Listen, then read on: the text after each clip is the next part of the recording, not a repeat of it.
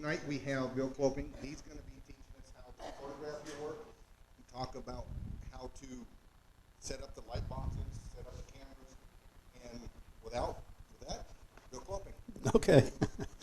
Um, that's going to be a problem. Well, I'm Bill Kloepping, and I'm a member of the Dallas Club and the Hunt County Club. And I started taking photographs, in the late 1970s. And I tried to be a professional photographer for a while, and then I realized I had to deal with people who acted like me, and I gave it up. About 5 or 10 years ago, I kind of got into taking pictures with a light box, and I'd done it the hard way before, using multiple flash units and flash meters, and that was really tough. This makes everything a lot easier, okay? So most of my talk is going to be on a PowerPoint presentation with a little bit of show and tell in between. And if we could go to the PowerPoint, we'll just start it right up. And maybe this will work. Okay, and I've got this is just my splash slide, so no big deal here. Feel free to ask questions, just scream out questions at any, if you have any, and I'll try and answer them as good as I can. But first thing, a basic disclaimer is I am not out to take pictures of something to put in a museum. The art may go in a museum, but the picture is not intended to go in the museum. I take what I call record shots. I'm there to document the piece of work, not to make a beautiful picture. And if you want beautiful pictures, there are lots of things you can do. I just don't do it. So if you came hoping to get something that you can put in a museum, figure out how to take pictures for that, you ain't going to get it out of me. Sorry. But as far as it goes, a lot of people will say, oh, you need to do this or you need to do this. There is no right way to take photographs. It really depends on what it is that you're trying to get out of your photograph and what you're going to use it for, as to how much you have to do. Okay, magazines like AAW magazine, you want a better quality picture. But if you're just trying to put something on a web page, just say, hey, I just turned this. You don't have to have AAW quality or magazine quality photographs. So what you're going to do with the picture is important as far as how you go about taking the picture. Again, at the bottom, this is not a how-to presentation. Everybody has different equipment, different lighting. I can't go into all of that. And so what I'm going to do is show you or tell you about things that you do need to think about when you're trying to take a picture, take pictures of your work. And it's fairly comprehensive, and the idea here is I'm going to buzz through these slides fairly quickly. The slide presentation has been reduced to a 1.8 megabyte PDF file that will be out on the website, and so you can feel free to just download it. And so if you don't have to memorize what I'm giving you here. Get it off the PDF file. Any questions before I head on? Okay. Lighting is one of the most important things that you have to pay attention to when you're taking pictures of your work. The lighting needs to be able to provide good color rendition. When you're dealing with a piece of Purple Heart or a piece of I don't know, rosewood, you don't want it to look brown. You want it to look like the color that it's there. So you want faithful color rendition. As far as lighting is concerned, you want to make sure, there's a little diagram here, that the light is a large area of light that on your object. It reduces shadowing that you're going to get. So you want a very large diffuse light, which is why, well, I'll get into that in a little bit here.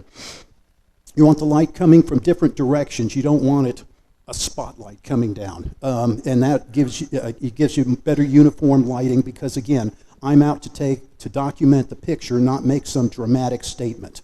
I want to document your object, and so it's got to be well lit, and you want it to be so that you can say, oh yeah, that is a three-dimensional object. So you don't want something that makes it look like it's flat. Okay, now I'm going to go. Yes, sir. Oh, it is very important. all of them. I'll get into that. But yes, the color of the light is very important. I've got a little slide right after this where I discuss that. Okay, I'm going to go through a number of different lighting scenario or setups that people use. And first one is natural lighting, sunlight. And it's great. And I'm not going to read these slides to you, or I'm going to try not to, but I'll get the highlights of them. And download the PDF file if you want to read all the details. But natural sunlight, real cheap. Just get out there, put a little backdrop, put it in there, and just start taking pictures. You don't need anything special. Your camera is good with taking pictures of sunlight. The problem is that it's not, the color of the light doesn't stay the same throughout the day. And hello, I thought you said this was going to work. Would you advance the slide for me, Ken? This has quit working.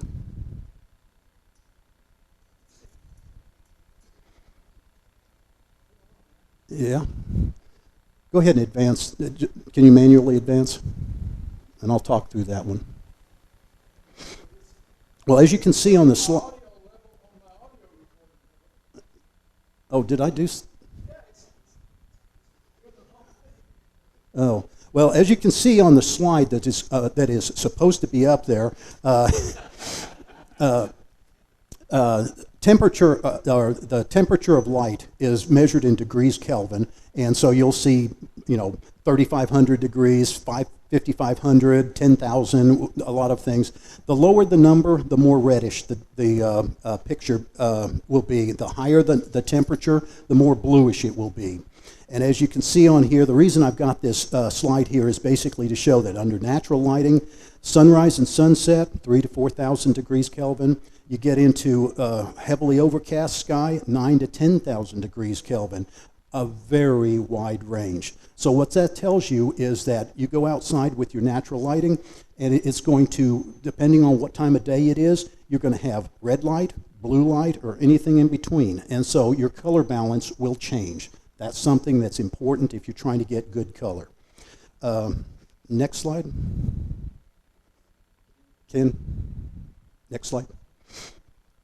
Okay, so traditional studio lighting where you have modeling lights with strobes built into them.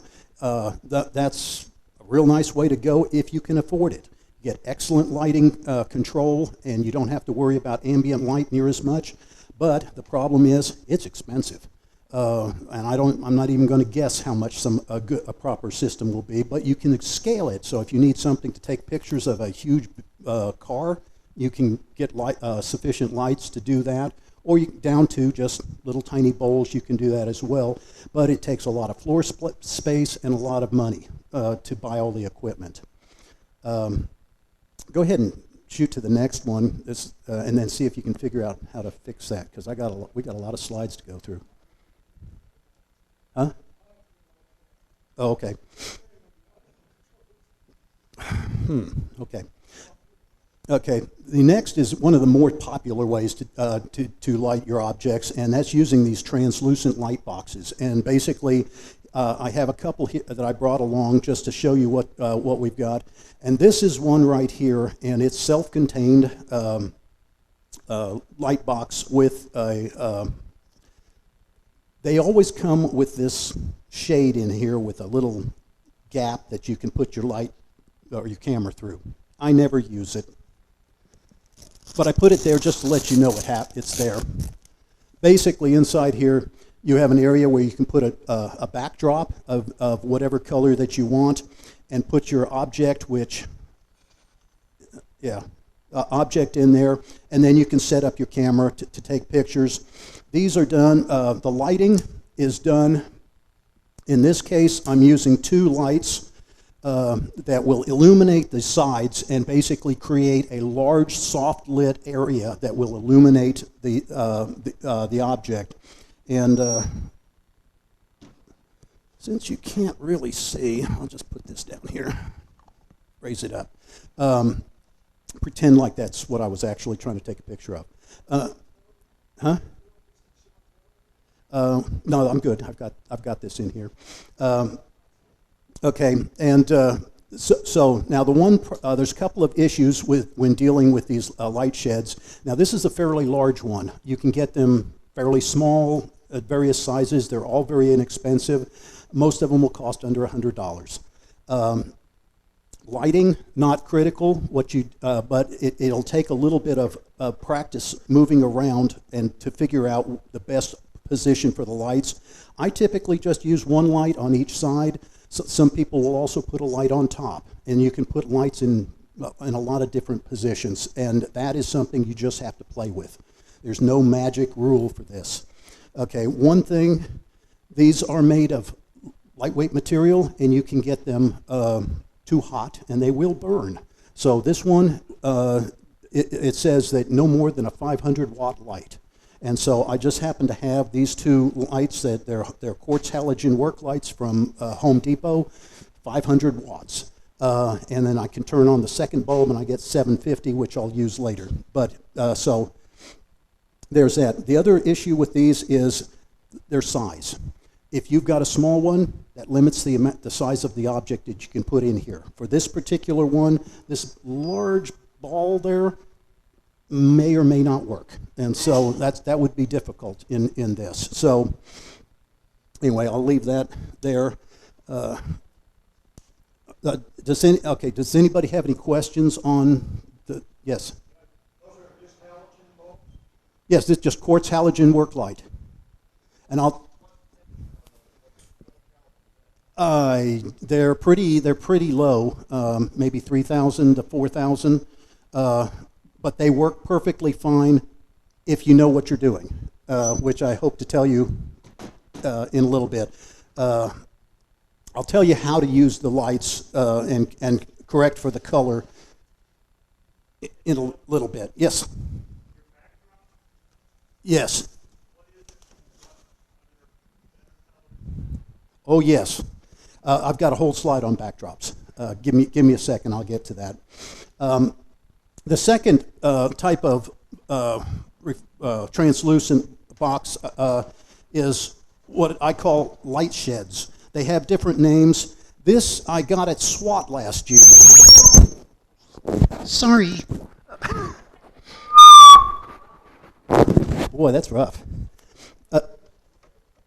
Okay, I got these at SWAT last year, and what they are is it's just, I call them soft boxes. They have a compact, well, I'll show everybody but the camera. Oh, we do have the camera. They have a daylight balanced compact fluorescent inside in nice reflective and a large area, and they make for excellent soft lighting that you can put and you can arrange them around. I don't have a lot of room up here, so just pretend like this is professionally done. One thing I forgot to mention, this light shed that I had originally, it packs down into a small round pouch, okay, and which is easy to carry around, but the lights, you have to make arrangements for the lights separate. These little guys pack down, each one packs down into a small little sleeve, and then the light bulb and this diffuser material fits in this. So two of these will get you this light set up.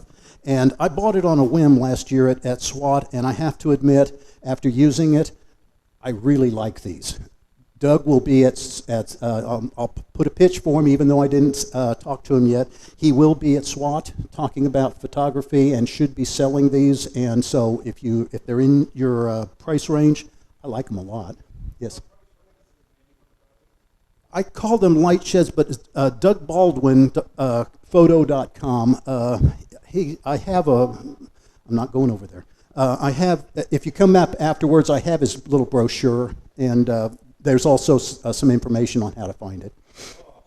Light sheds under $100. These things, each one of these, $80 to $100 each. And so this was under $100. You can get them all different, depending on the size, and the price will vary. So these are a little more expensive, but they come with the lights, and I like them. They're quite nice. Okay, so I just brought these along, like I said, for show and tell purposes. I'm not actually going to take a picture with it because I've got too much to do here.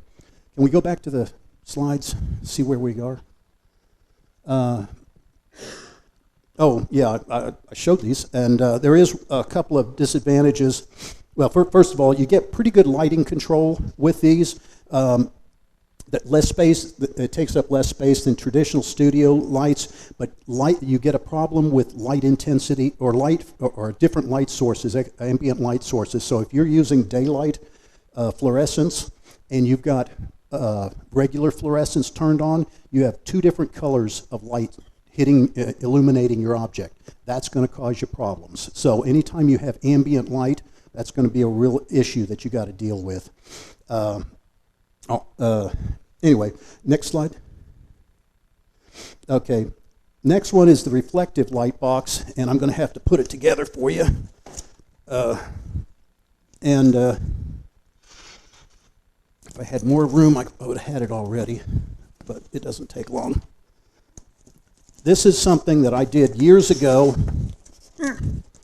and yes, of course, now it decides to give me a hard time. Anyway, I built this years ago, and it works fairly well. And stop that. I got it. It's just... And what we've got here, this is a very inexpensive thing. It costs well under $100 to build. All it is just a few pieces of wood, some foam core, and a $6 pull shade from Walmart. And then I put inside the box, I can get it here,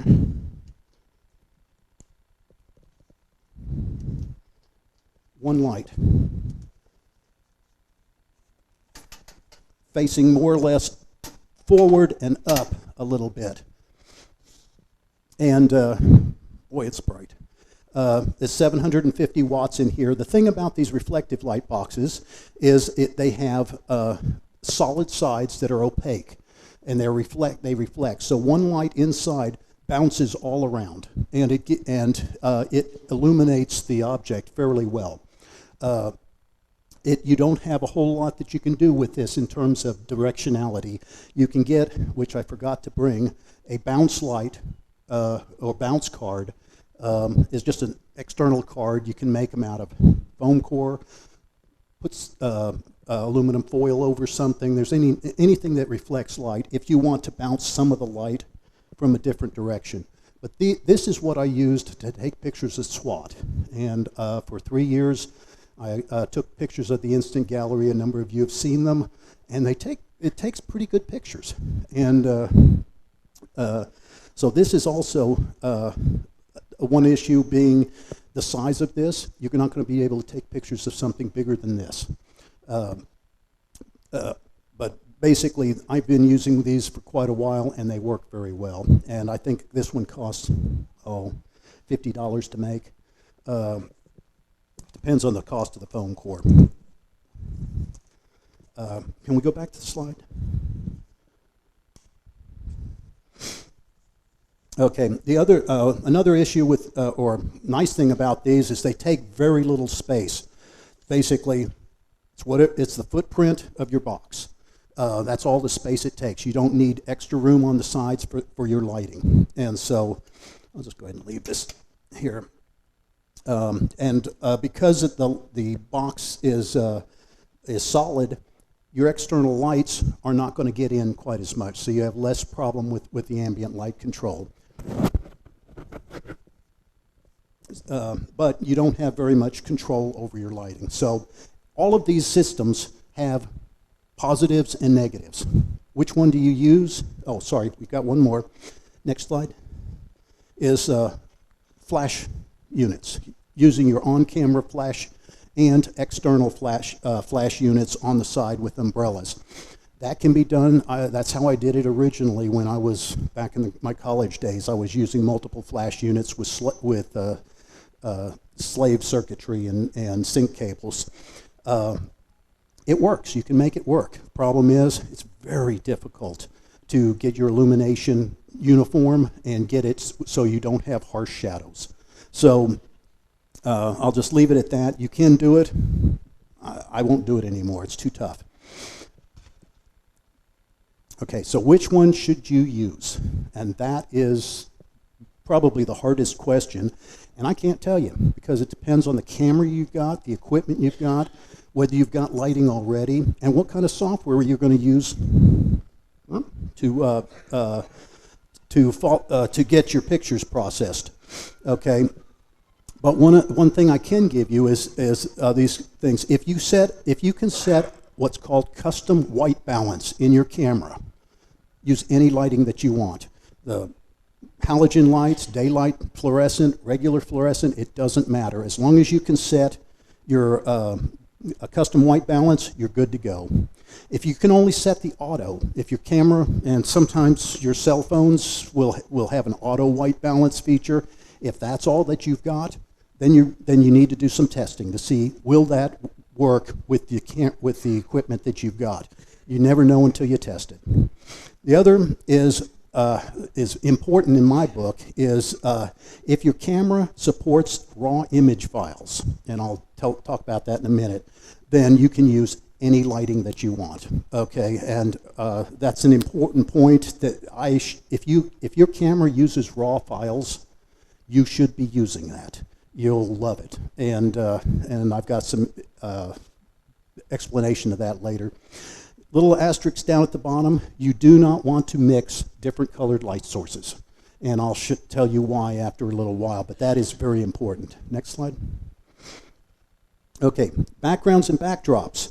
Typically what you're after is I'm out to take a picture to document the work, so I don't want a backdrop that is going to distract from the piece. I don't want loud orange. I don't want purple. I don't want blue. I typically want something solid and neutral, like white is one of my favorites. Black if it's a very, very light object, but even then, white's okay, or gray. That's my 3 standards. I do have, just pull this up for a second. I do have a roll here that I've got white. And when I bought the white, it came with blue and it came with red. And I've got gray at home, and then it's also the black. So it comes in a lot of different colors. I have this on a cardboard roll so that when it came folded up, and they all had creases. I ironed them, and now I just roll them on here to keep the creases out. If you've got creases on your backdrop, it's going to really you're going to see it in the picture. So by doing something like this, it will keep it off of keep the creases out. Okay, back to the slide. Okay, gradient backgrounds. You can use gradient backgrounds if you want. The problem with those is it may distract from the piece itself, but it makes for some nice dramatic pictures, and so you might want to do that. So most of what I'm telling you here, don't take it as a gospel or a rule. You can violate every single one of these almost, and still get good pictures. It's kind of a nylon. You can come up and look at it later, but it's kind of a slick nylon on one side and kind of a felty feel on the other side. So you can get a shiny or a matte kind of a reflection on there.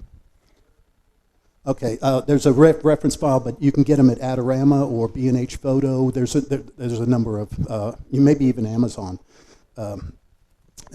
Next slide. Okay, once you've got your light box selected and your backdrop put in there, putting the background in there is kind of important. You don't want to have the backdrop being part of your picture. You want it to just kind of disappear. So typically what you do is you have your backdrop start at the back wall, do a nice lazy curve down onto the floor so that it basically has an even transition and you don't see creases and lines. Placing the object in there, you'll want to place it away from the back wall, and the reason is to keep the shadows to a minimum. If the shadows show up, you want them to be on the floor of the light box, not projected on the background. Otherwise, you go, oh, is that a shadow? Or it distracts from the object more that way. Next slide. Oh, object orientation. When you put the objects in there, you're going to have your camera, and and you're looking at the object and you frame it. You don't want it sitting direct horizontal, straight up and down, and square to the camera. It just looks, I don't know, too rigid. Putting it at a weird slight angle, it looks a little more natural that way. And the one picture up in the upper right has that ribbon on it. I took a bunch of pictures at the Hunt County Fair of all of the things that were put in there, and they all had ribbons. And so I was just taking the pictures using this light box, and I had a number of the ribbons going straight out from the object. And it looked like the object had a tongue going, "Aah!" And so putting them at an angle, it just looks so much better. And having it kind of like just tossed there, it just looks more natural. So now, that said, you want to do a platter. You can get little stands and things to make platters or to put a platter on. Platters, quite often, you want to take a picture of straight on. Otherwise, you might want to do a slight angle. But so, again, I just said you want them to be at angles, not all the time. Sometimes you do want to do it straight on. But so, and it's really, use your eye and see what looks good to you. Next slide. Okay, camera and lenses. Any camera, any lens will work. Okay, if your camera has very little way to configure it, you might not have all the utility that you've got. If your lens is a wide-angle lens, it may cause you some problems because you're going to basically with digital cameras. Now I'm talking mostly digital cameras here. You want to use all the pixels in the camera as much as you can. There's no sense in taking a picture with a big, wide, empty background and a little tiny picture there that you're going to have to zoom in on. So you want to have use the most pixels. So you want to zoom in as close as you can to the object. Okay, so with a wide-angle lens, you're going to have to get real close to the object. And when you do that, you end up having distortion. So wide-angle lens, not real good to use, but you can use short lenses, but not big wide angle. The longer focal length lenses are good because you can sit back a little bit and have a little more room so that the lights aren't going to get in the way. Zoom lenses are not as sharp as fixed focus lenses. So if you have a 105 millimeter lens that's no zoom to it, you're going to get very sharp pictures.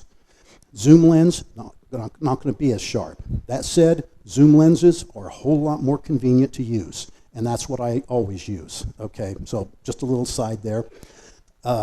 Last note, if your camera and lens has vibration reduction, if you put it on a tripod, turn that off. Vibration reduction, it has a little motor in there that just sits there and vibrates a lens in the exact opposite way the camera is vibrating.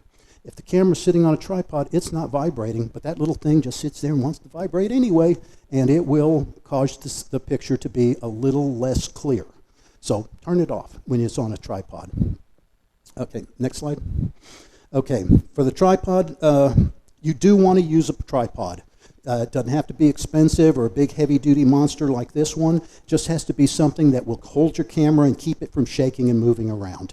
And you can get those for under $100, and they're just perfectly fine.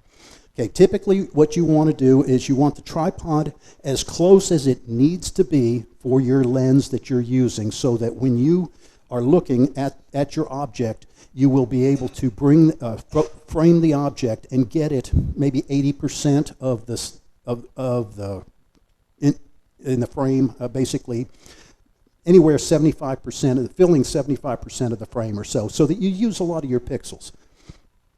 Okay, now for the orientation of your camera, for most wood turnings, what you'll want is and go ahead and go to on me.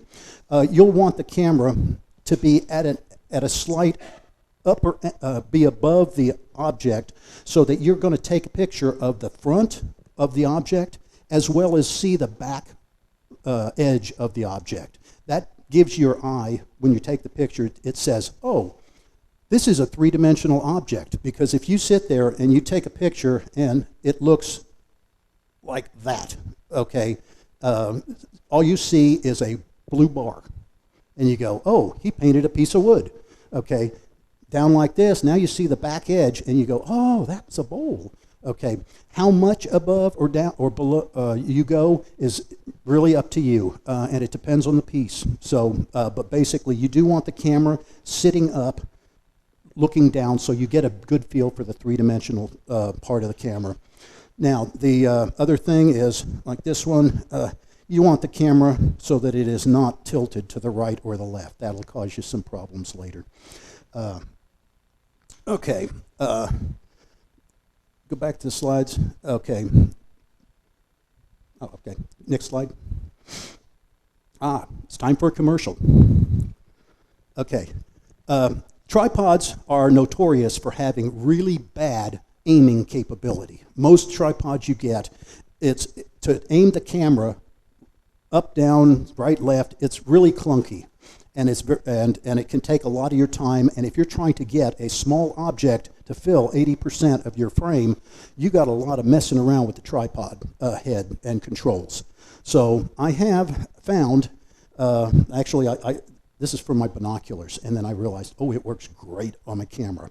Comes from Orion Telescope. It is a small, they call it a precision aligning adapter or something like that.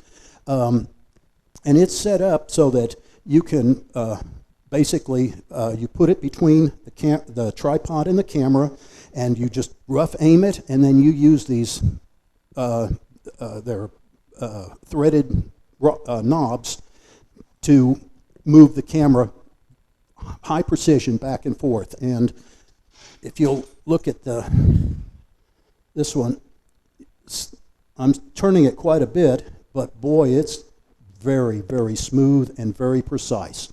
And I've been using this for quite a few years, and if you they cost $45, and if you take a lot of pictures on a tripod that you need some precision, well worth every penny of it. So enough of that. Go to the next slide. That's my, and if you want, I can send it around, or yeah, here, let's send it around. Just please make sure I get it back. Okay. So now we got the camera on the tripod. How do you set up the camera? Okay, again, raw image files. What they are is your camera, it is all of the information that it gets from the camera sensor in one file. Nothing has been left out. Okay, that gives you the most flexibility in post-processing, and it is just a good thing to have, to use.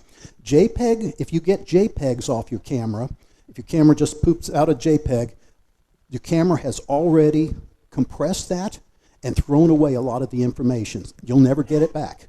So by getting the raw file out, you'll get the best quality you can possibly get. Okay, I recommend it highly. And if your camera does not have the capability to give you raw files, that's okay. You can still work with the JPEGs. Just get high quality JPEGs. But again, I like raw files. Huge. These raw files on this is a Nikon D80. It's a 16 megapixel or so, something like, I think it's 16 megapixels. And the files are roughly 16 megapixel or megabytes in size. Whereas a JPEG, you can get them down half a meg, 100K, so depending on your compression. that is what you'd want to do, and I'll get to that here in a little bit. Okay, so bottom line is, if you can use RAW format, do it. Otherwise, JPEG's okay. Focusing. Using autofocus, if your camera has autofocus, go ahead and use it. The only reason you want to use manual focus is if you need to control your depth of field better. And I'll get to that in a little bit. So use your camera's autofocus. Shutter release. I typically use a wired remote, that comes in here, and so you can, snap the shutter without touching the camera. If you are sitting there trying to touch the camera and use your finger to hit the shutter, it will shake the camera and it will introduce blur. If you don't want to use, going back to the, if you don't want to use a wired remote, maybe a wireless remote I don't like using that because usually it's infrared and you've got to do it from the front of the camera. And so, but if you don't have that, try the remote or the self timer. And just hit the self timer, stand back for a couple of seconds. By then the camera will have quit vibrating as much, and then it'll take the picture and you're good to go. But try not to use your finger to do that unless you've got real steady fingers. Next. Okay. White balance setting. Most of the digital cameras now will allow you to choose different white balance settings. Well, what the white balance setting does is it removes the color cast by using non-white light. So if your camera has a custom white balance, it allows you to set the white balance inside the camera, and you just say, I'm going to take a picture of something white or neutral gray, and then you tell the camera that's white, and it will do all the adjustments in the camera so that from then on out, it will convert your lighting from yellow or heavy blue. It'll do what it takes so that whites look like white. Okay, if you don't have a custom white balance, check your manual. If you do have it, use it. It will make a big difference. If you don't have it, auto is okay, but it can make mistakes. The cameras don't have a good way to figure out, oh, that's the light you're using is blue, and then correct for it. If you're taking a picture of something that is very blue, the camera doesn't know that the object is blue versus being illuminated with blue light. And so it guesses. So auto can make mistakes.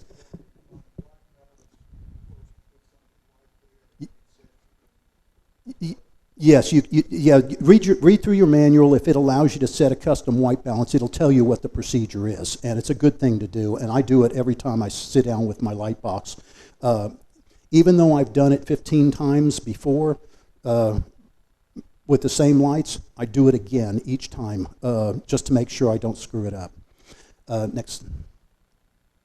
Okay, and here's some why the white balance matters. What I did is I took this picture of this bowl using these daylight fluorescents, and I just set the camera to a different white balance. That's not a fair comparison, but it does show you that the different white balances will give you different color casts. And you're welcome to take a look at the bowl that's there and see, but I personally like the one that's custom white balance. It just looks closer to the actual bowl.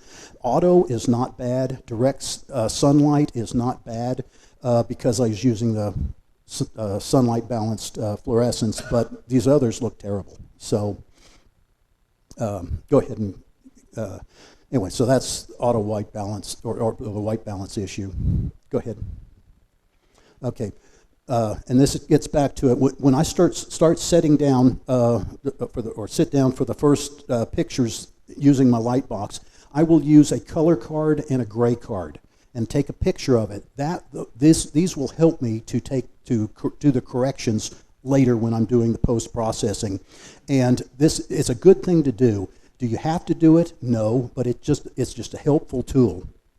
Okay, normally you just need to do it once, but if you end up changing the lighting, you need to take another picture, redo your white balance, and if you change your camera lenses will change your light, change the color cast. Adding filters like a polarizer, you're going to have to do it again. And oddly enough, if you change the backdrop on a reflective light box. That light is reflecting off the backdrop as well as off of the sides, and that can change your color balance. So you just have to be careful when you're messing around with color balance. And go ahead and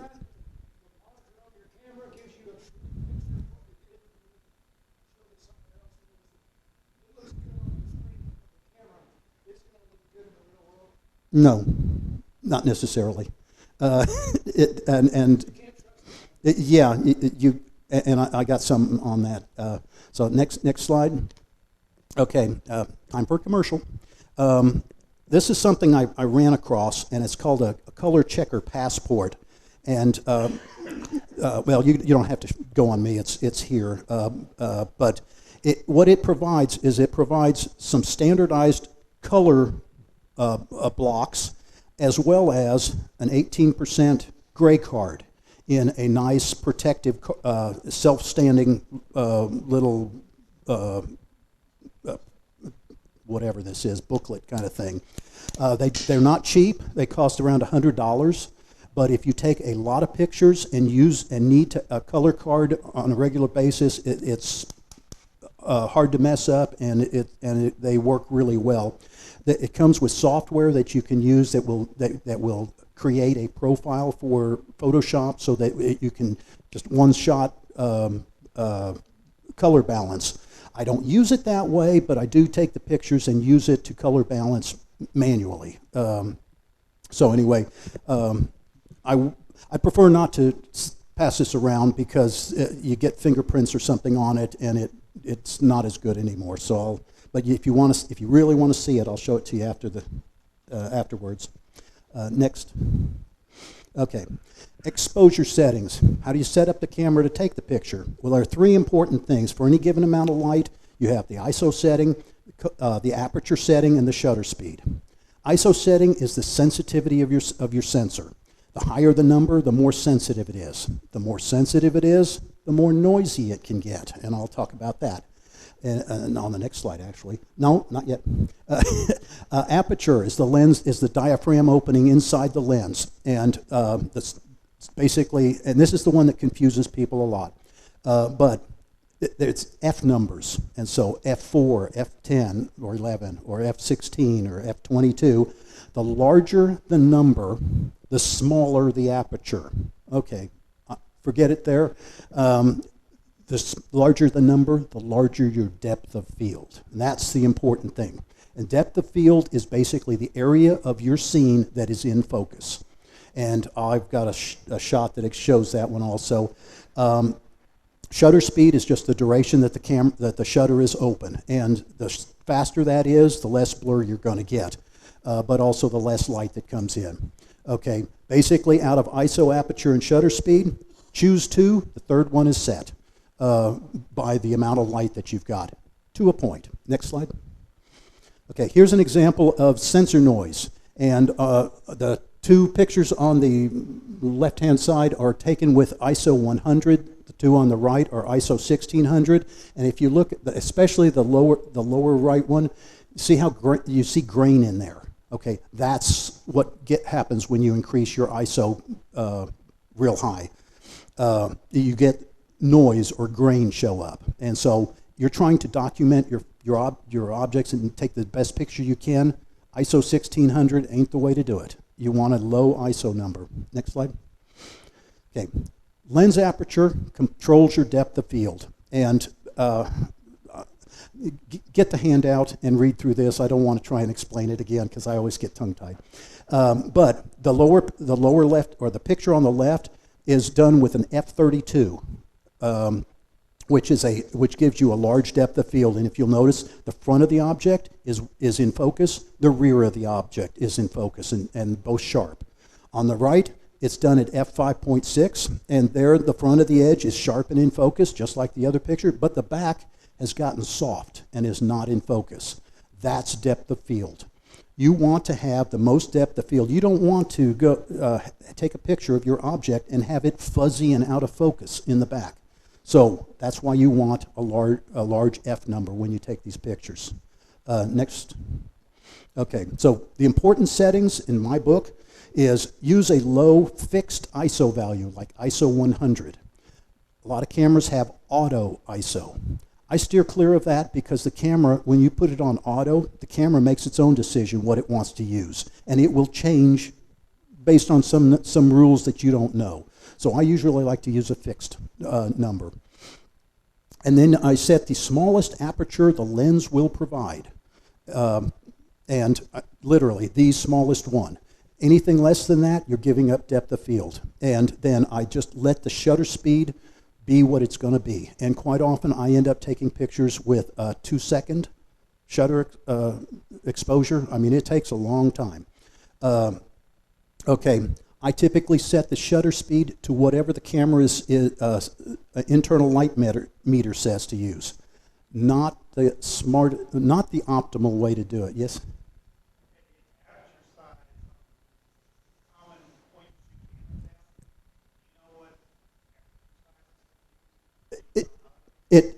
Well, I've got a whole thing on that one. But basically, if it's on auto, no, you don't know.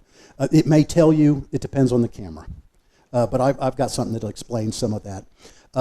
Okay, when I say use the shutter speed that the internal light meter says to use, typically that's not the optimal way to do it because you're in a non-traditional mode here, a very white background and a small object, and it's going to fool the light meter.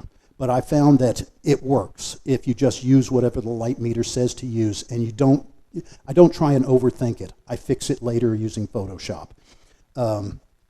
Okay, but if you really want to make sure you get your light, you want to have it properly exposed. And so one way to do that, you can bracket, which is take 3 pictures. One right where it says to be, one where you overexpose, and one where you underexpose, and then pick the best one. You know, that's one way you can do it. But overall, the most critical setting is your aperture.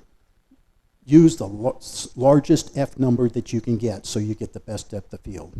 Next slide. Okay, exposure modes. This might talk to you what you've got. Most of these cameras, they got full auto, shutter priority, aperture priority, sports mode, all these different landscape, portrait modes, and a manual mode. They all work. However, they do different things, and you'll get different results. If you've got full auto, camera sets everything, and it sacrifices depth of field to get good shutter speed. Aperture priority is a good shutter or good thing to use because there you set the aperture, and it chooses this. Then it says, "Oh, okay, you need this shutter speed," and it's usually going to let you do that. Sometimes the camera says, no, I'm still not going to take a picture. So aperture priority has problems, but that's the best mode, automatic mode to use. Shutter priority, you set the shutter speed, it chooses the aperture, and you have no control over depth of field. All of those target modes, landscape, sports, all that stuff, you have no clue what aperture it's going to set. Steer clear of those. Manual mode is my favorite. That's all I ever do when I'm on the tripod. And there you set your aperture and shutter speed manually. And that one you have full control. So you basically, once you get to know what you're doing, you know what you're going to get, and the camera will not override you. So that's why I like manual mode. It's a little more work, but it's less potential for screwing up. If you don't use a manual mode or your camera doesn't provide that, aperture priority is your next best. Next. Okay, a few other exposure issues. I mentioned that the lighting is not optimal if you use the camera internal light meter. The light meters are based on average reflectance of 18, whatever is illuminating your subject, 18% of the light is reflected back to the camera. That's how it's been done for years. Extremely light-colored scenes, like if you're out in the snow, it's going to say, "Oh, there's a huge amount of light there," and it's going to set your shutter speed a lot faster, and you're going to get underexposed pictures. If it's a real dark object, like you're taking a picture of an ebony bowl, it's going to say, "Oh man, it's real dark," and it's going to let your shutter stay open longer, and you're going to overexpose. And so there are some issues there. And bracketing can help you. But bottom line is, most of the cameras have sufficient latitude to get you through almost every situation. Okay, zoom lenses have a variable f-stop, and for example, the one I use, it is f3.5 to 5.6. Well, that's the largest opening. Basically, if you're zooming in on something, it will have a different f-stop value than if you're zoomed out. And the maximum f-stop that the lens will give you also changes depending on your zoom setting. So what this means to you is, when you're getting ready to take a picture, frame first, set your exposure later. Because if you sit there and set your exposure and say, oh, I got to tighten up a little bit, and you tighten up, and all of a sudden you'll see that light meter, it'll move on you, and you say, oh, then you got to go reset it. So frame it first, then shoot. Next one. Okay, polarizers. If you've got something really shiny, like this big, huge ball over here, that's got a lot of reflections on it, using a polarizer can help reduce the reflections. They're easy to use. It's just a filter, screws on the front of the lens, and you spin it until the reflections go away or at least minimized. Okay, you'll want to use a circular polarizer. The old style linear polarizers mess up your light meter in the camera. The only issue of the polarizer is it can change your color balance. So if you put a polarizer on, you'll want to make sure you adjust for your color balance. And there's a couple of pictures here, one with a polarizer and without, and you'll see that, yes, it didn't get rid of all of the reflections, but it did help quite a bit, but it also put a slight blue tint to the background. So, next. Okay, my typical setup. Okay, I have, as you see, I've got the solid light box. I've got the light shed, and the soft boxes. I'll use if I'm taking a huge number of pictures, like at SWAT or at our meetings. I would prefer to use the solid reflective box. It's got fewer ways to screw up. You don't have a lot of opportunity to make changes, so you just turn on the light and go. But from something I want to do something better at home, I would prefer to use those soft boxes. They are very nice. Otherwise, I'll use the light shed, which are kind of a pain to use and get the lights set right. Anyway, I always use that precision adapter that's going around. I always use a wired remote, and I always will set vibration reduction off, autofocus, polarizer if I have to. Next one. Always use raw. My cameras give me a raw image file. I always use that. I haven't taken a JPEG off of my camera in years. I have that feature turned off. So if you want me to give you a JPEG, I take a raw image, process it, save it as a JPEG, and then I'll give it to you.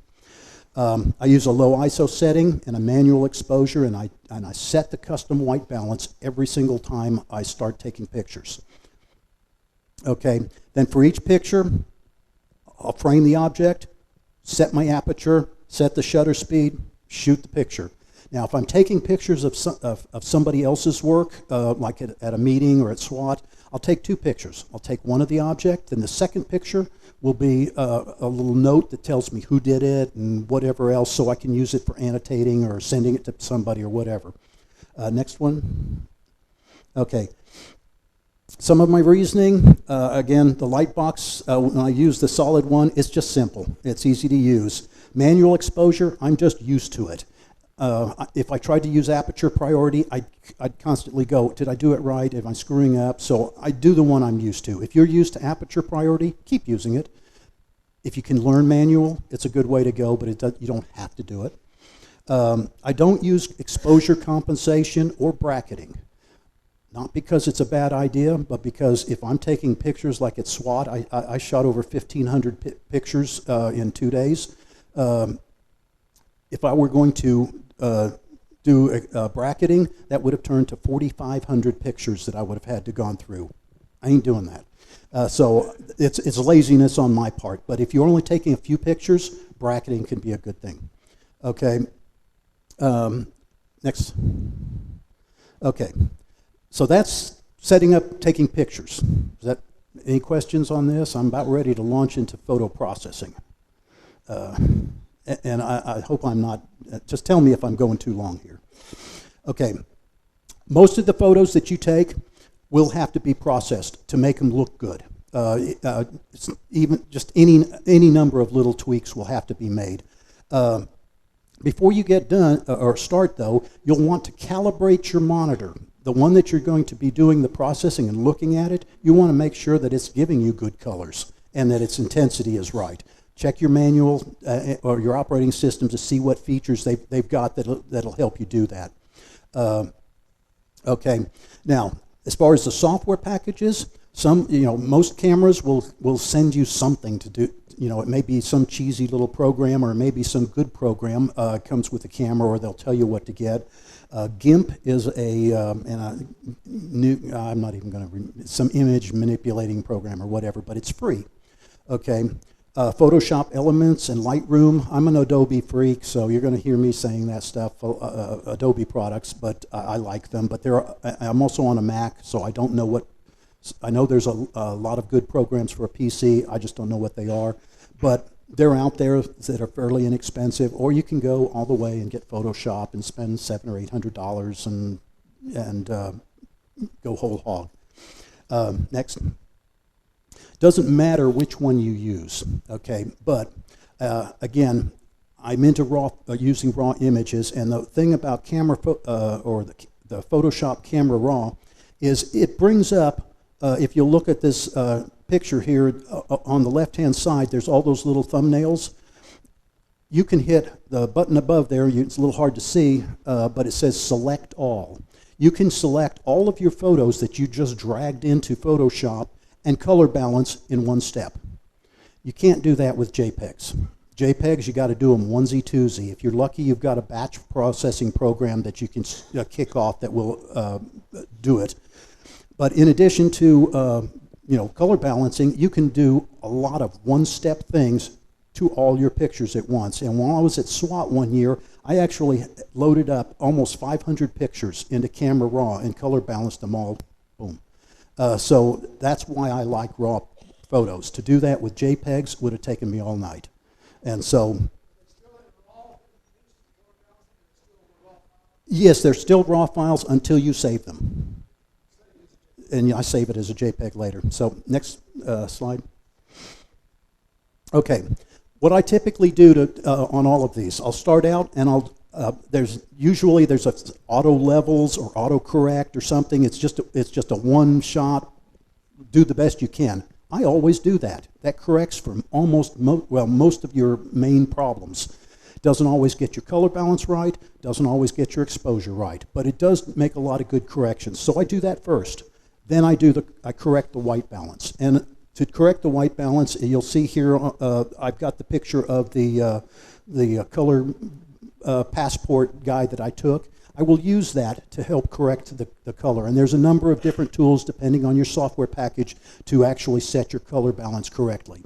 But the little color wheel that I have here is the red circle over there. It's got two sliders. One's called tint, one's called temperature. That's what I typically will use a lot of times to set my color balance.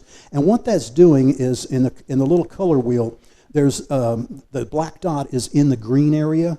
What that's saying is that the white light is actually greenish, and you need to correct that greenish tint in your whites over to be white again. So you drag the text, the tint, and the temperature around until it moves that dot down to where the center is.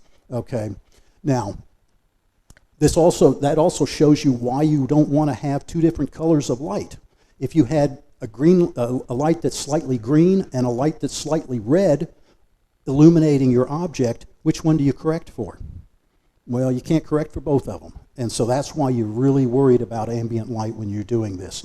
Try and minimize the ambient lights when you're doing that. Okay, next. After that, I'll adjust the exposure. Once the color's set right, and oh, that didn't come out very well. Oh well, it's the breaks.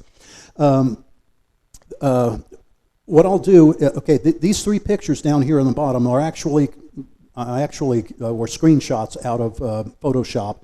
And you can see that the first picture was no adjustments, and it was very underexposed. That was because it was taken from a much larger field of view. I did crop these a bit. And it was a lot of white around this thing, and it says, oh, too much light, and it underexposed the picture automatically for me. So it comes out very dark. But I hit the autocorrect, and boom, the levels came up quite a bit. Still not enough. So the way I do my correction is I find the brightest part of the photograph, and I increase the exposure until you just start to lose details in the bright area. That's about the best you can get as far as your exposure. Next slide. Okay, after that, I'll adjust my fill light or shadows.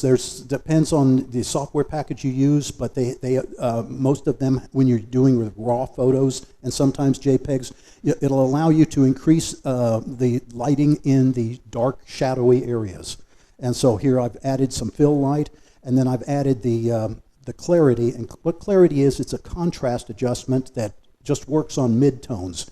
And it's magic. I don't know how it actually works, but it makes details pop out, and you can see from the middle to the far right picture, it made the grain lines really pop out. So I always toss that in. Next. The next step is I'll just crop and straighten the pictures. And if the camera was leaning a little bit right or left, you just basically have to twist your crop so that it will straighten the camera. Last one, or next one, is the last step, dust and spot removal. Okay, Photoshop has some excellent dust and spot removal, and there's arrows are pointing to a lot of dust marks that are on my sensor. I just need to get my sensor cleaned, but because I haven't cleaned my sensor, I get to spend a lot of time getting rid of the dust spots. But as you can see, it does a very good job of making them disappear. You can also remove blemishes from the piece that were there that you don't want to show people, but that's kind of cheating, but it has been done. Next slide. Okay, that's pretty much all I do, is what I've listed there. You can adjust your contrast, blacks, vibrance and saturation. There's all sorts of things you can do. I don't do them. Okay, because it takes too much time, and B, you don't need it. Once you've gone through the basic things that I've shown you here, you're going to have a fairly decent picture if you've done things correctly. And you don't have to mess with all these others. And I never apply artistic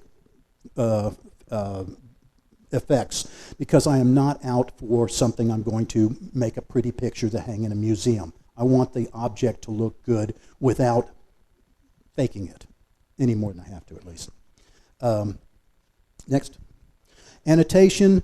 Sometimes putting words in your picture so that you know who did it, when it was done, whatever, is a good idea. But when you do it, you don't want the text to be a whole paragraph. You want the text to be innocuous and not take away from the object. You don't want it to be huge. You don't want it to be bright colored.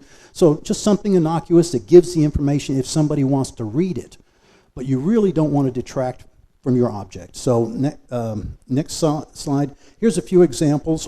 Bad, so-so, not too bad, not a one of them is good. Okay, I don't know how to put a good annotation, but you do need annotation sometimes.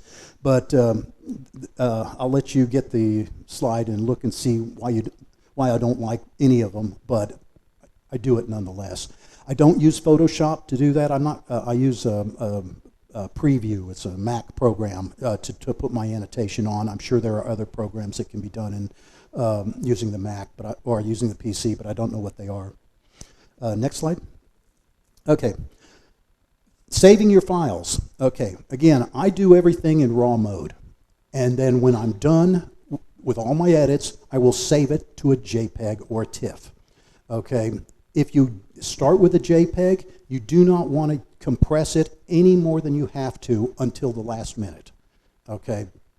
So typically, if you're using RAW mode, you don't want to save your picture in the RAW mode. Well, you will save it in the RAW mode, but you don't want to leave it in the RAW mode because nobody can read it.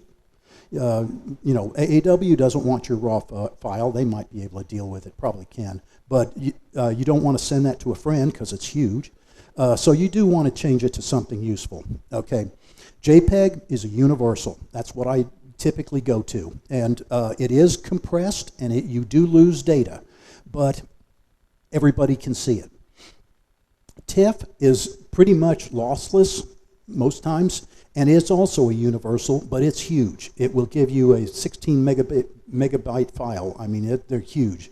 Whereas JPEGs, you can get those down to where they're manageable. Okay, PNG is another format similar to TIFF, and it's kind of compressed TIFF files, but it's not universally supported, so I kind of steer clear of those. So TIFF and JPEG is typically what you'll want to go for. If you're sending a picture to AAW Magazine, TIFF is what they'll like. They really like TIFF. I went through that once. They'll take a JPEG without too much trouble, but they'd rather you send them a TIFF because that means they can then go and manipulate the program or manipulate everything to look the best that they can. Okay, we got there. Resolution versus file compression. Okay, this is something most people don't understand. Okay, resolution is how many pixels, and by the way, we're almost done. Resolution is how many pixels there are in the photograph, and it's based on the sensor. For example, this guy is a 16 megapixel sensor, and by golly, whatever the format it comes out, I don't know, 4,000 something to by 3,000 or whatever, you multiply them out, it's 16 megapixels, 16 megabytes file sizes. Okay. File compression is something your software does, and it will take your file and it will compress it down using magical techniques that I don't even want to go into, but it uses data redundancy inside the data, and it says, oh, we don't need all that, we can squish it down a little bit. Well, reducing your resolution from big down to 640 by 480 or whatever it might be will help reduce your file size. If you're worried about, I don't want to send a 16 megabyte file to my grandmother, you want to send her 100K or whatever. So you can reduce the resolution, or you can reduce or increase your compression. Either one will work, but they do different things, and they'll affect you differently. Reducing the resolution reduces the number of pixels, which reduces the amount of information that you can see, and if you try to zoom in, you'll end up with square boxes popping up much quicker. If you increase your compression, you still have the same number of pixels. You can keep zooming in all day long like it was the original picture, but what will happen is you'll see more blurring and the color will get smeared in there. So you got the same number of pixels, just the data looks a little funny. So they do different things. The resolution and compression that you want to use is whatever is suitable for what you're going to use it for. If you're going to AAW Magazine or another magazine, you don't want to do any compression. You don't want to reduce your resolution. Give them the best you can give them and let them do the changes for you. If you're going to make prints, depending on the number of dots per inch on your printer and the size of the print, you can go anywhere from 640 by 480 all the way up. And just look online, they'll tell you what's appropriate. If you're putting something out on the internet, 640 by 480 or 1024 by 768 is perfectly fine. And we'll fix that later. Yeah, okay, no problem. And there you can use some moderate compression. Go to the next slide. And it's pictures. And examples of what compression and resolution will give you. And there's 4 pictures. They're all taken from the same picture. It's a small cutout from the same picture that was originally a 16 megapixel photograph, and I took out a little bit out of the middle and I blew it up. The upper left is full resolution, very low compression, and it looks pretty good. The upper right, I left the resolution alone and I compressed the heck out of it, and it went from the original file size was 12 megabytes, almost 13 megabytes, took it down to 845K, a lot of compression, and you look at them and you go, I don't see much difference. and I don't. I think high compression is perfectly fine. The lower one, I left it at low compression. I didn't compress it very much, but I dropped the resolution to 1024, and the file size is 1 megabyte when I saved it, but it looks blurry. Okay, and I think from even here you can see it looks blurry. And the lower right, I just put that in to show you how bad it can be if you really want to shoot yourself in the foot. Bottom line on this is, in general, if you're trying to reduce your file size, use compression first. And if that doesn't do it, then reduce your resolution. And you'll get better quality photos that way. Next. Okay. I'm going to buzz this one. Organization, you might consider using, organizing your files is important if you take a lot of pictures. You know, putting them in, rather than having them slung all over the place, put them in folders that are topical. Use folder names, don't use DSC42. You know, put a name that means something like SWAT or AAW, whatever.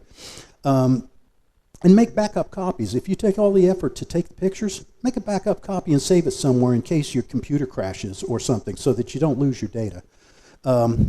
Also, the bottom point is Lightroom, Adobe Lightroom, is a project flow software. And go ahead to the next slide. And oh, sorry, it wasn't that one. But anyway, it's a project flow that does organization as well as editing. Another reason I like RAW files, doing the camera RAW, it allows you to specify unique file names, and you can say, oh, March, Dallas Woodturners, and you can put all sorts of stuff in there and have them all sequentially numbered. You can also select whether you want to do JPEG or TIFF, and how much compression to do. And so it's very easy to do where you can have 500 pictures and give them all the same basic name, have them sequentially numbered, and all of them saved in the same format, and then you just hit go and walk away, and it'll do it all for you. So it's another reason I like RAW. Next one. Here's the other commercial. It's on Lightroom, and Lightroom it's a organizing program, and it allows you to create libraries of your photos. And now these aren't wood turnings, but well, one I missed, but you can get an idea of what it will look like. This is just a screenshot, and you can put all sorts of pictures in there, and it includes an editor, so you can go and change your white balance and do all the things that you normally do with Photoshop, almost. It's not quite as powerful as using Photoshop, but for what most of you people will be doing, it is more than sufficient. A lot of professionals use Lightroom instead of Photoshop. It costs around $150. It's an excellent program, but do you need it? No, but it's there if you, I just thought I'd bring it up because now I do have it, I have used it, but I prefer using Photoshop and my own organizing techniques, but I still haven't warmed to it yet, but I do have it. Next one is, as promised, there are some reference items that here, the light sheds, soft boxes, the backdrops, all this stuff, some information on where to get some of this stuff and how much it costs as of this month. Next, yeah. And here's my Adobe page. But the one note at the two notes at the bottom, Adobe has gone to a pay per month thing, so you pay $10 a month and you can get Photoshop. That's not me, but it's actually not that bad. It beats paying $700 for the software, $10 a month, and that you get the latest and greatest. And if you're a Mac user, Apple had Aperture and iPhoto. They've just removed them from their inventory. You can no longer buy them. So if you have a copy of Aperture or a copy of iPhoto and you like it, keep it. Don't let it go away because you cannot replace it. And the next, pardon me? You can buy Photoshop 6. I just did. No, you can buy it from Adobe. Oh, you can do it. You can do an upgrade. Okay, yeah, and I just upgraded to 6, to the latest one, and yeah, and so, but it's really not that bad if you think about it. It's going to cost you, I think it was like $800 tax, title, and license to upgrade to Photoshop 6. That's 80 months, almost 7 years of month to month. So it's not that bad. I just like to have a copy of my own. I'm just that way. Okay, the last slide. And any questions? Have I bored you? Have I talked your ear off?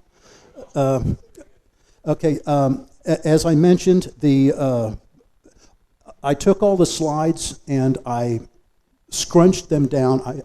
I allowed my preview app to compress highly these very slides into the PDF, and so the PDF will be online soon at the Dallas. I'm not sure of that, or you feel free to send it out to everybody if you want. It's 1.8 megabytes, and you'll have every slide that's here without the commentary. If you have questions, feel free to ask. I believe I'm planning on being here on Saturday, and I will bring all my gizmos, and maybe even the one that may broke. I don't know. I hope it didn't break. And John Holderman has the light box I actually used at SWAT that is kind of an interesting design, and you're going to bring that also. Feel free to bring your camera. If you do, either know how to use it or bring your manual, and we'll see if we can set you up with a light box if you want to take some pictures of something you want to bring with your camera to get a feel for it. Now, if 50 people do this, it could take a long time. But if there's just a few people who really want to try this, we'll give it a whirl and see how it goes. And so feel free to stop by. I hope to be here by 10, maybe 9:30.